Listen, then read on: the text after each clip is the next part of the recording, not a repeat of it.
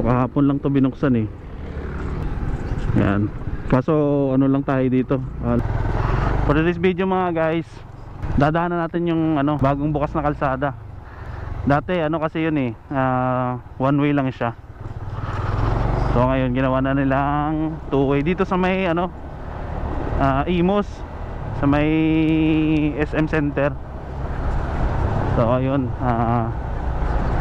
abangan nyo guys.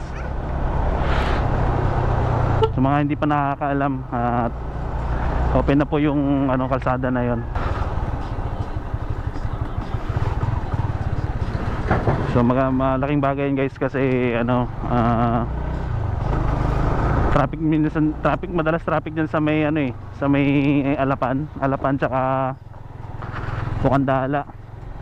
Sa kanto na yun talagang grabe yung traffic dyan, kasi nandyan yung mga babaan sa kayan ng mga jeep, mga tricycle.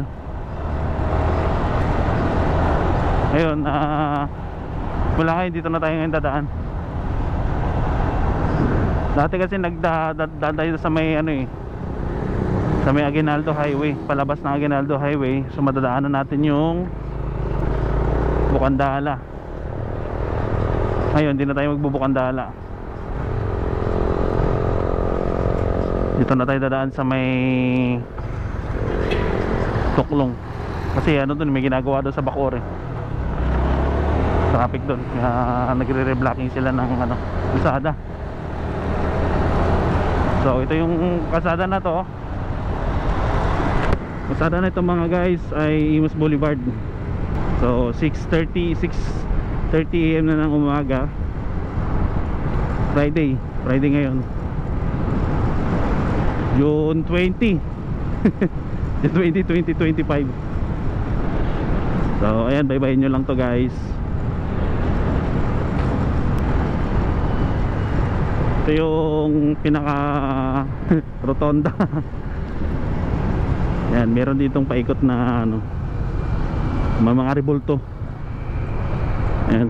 So ito papuntang Alapan yan. Papuntang Alapan yan. Alapan, Bukandala. Labas yan, Bukandala na. So ngayon dito tayo, diretso natin to.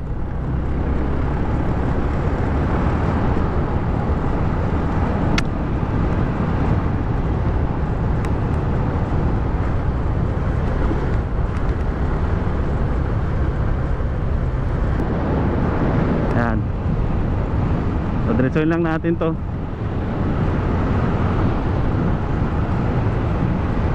Pero dati kasi guys, doon tayo dumadaan eh, sa Alapan.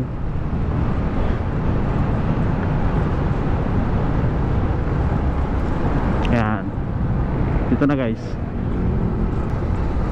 So kahapon lang to binuksan eh. Ayan. Kaso lang tayo dito, langanin dito yung mga kotse na mabababa sa sayad talaga. So napaka easy access na lang itong SM na to. Ayan. Hindi na kayo pupunta doon ng Bukandala para makapunta ng Imus, SM Imus na yan. So ruta kasi natin, papunta tayo na San Juan at magbabaklaran tayo, Roas Boulevard. So dito tayo po dadaan sa may Naiya, tsaka tapos labas natin Tuklong. Tutuklong tayo. Diba nakaiwas tayo sa traffic sa may Aguinaldo Highway.